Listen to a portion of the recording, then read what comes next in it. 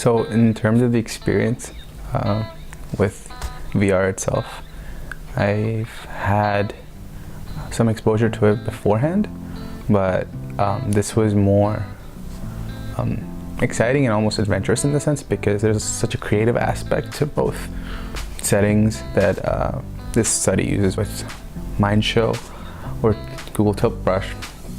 It's really cool exploring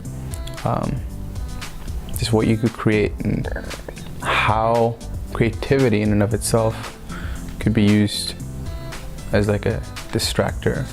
Also, specifically the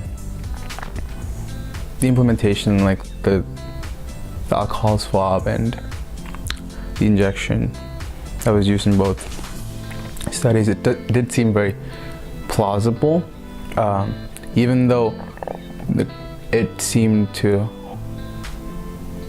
kind of hinder the flow of the creative process that I like to enjoy, because it became like a way to control what you're doing and specifically lift your hand this way, keep it that way, and get the shot or whatnot. It is easy, I think, to use that concept in the way the study wants to, especially if it's with children or people that have mental illnesses or whatnot.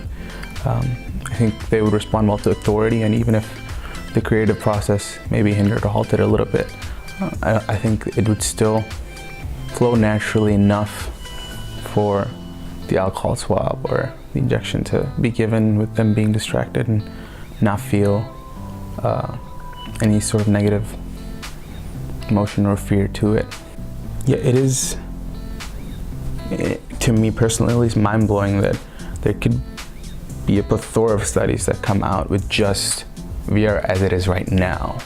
But if VR improves and keeps improving, that potentiality of studies in different settings is compounded and exponentiated in so many ways.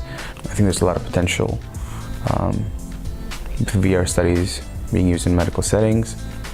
I think the distractibility immersion is one of the biggest strengths of VR. That helps therapy.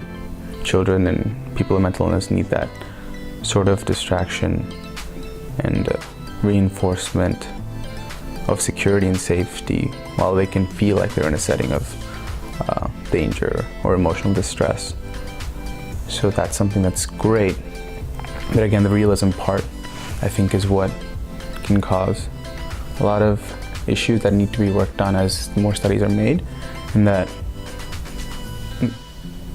the part that there's a lot of potential is why it's so exciting to know that as the realism and the distractibility is worked on, there can be a lot of possibilities for betterment of medical settings and medical treatments.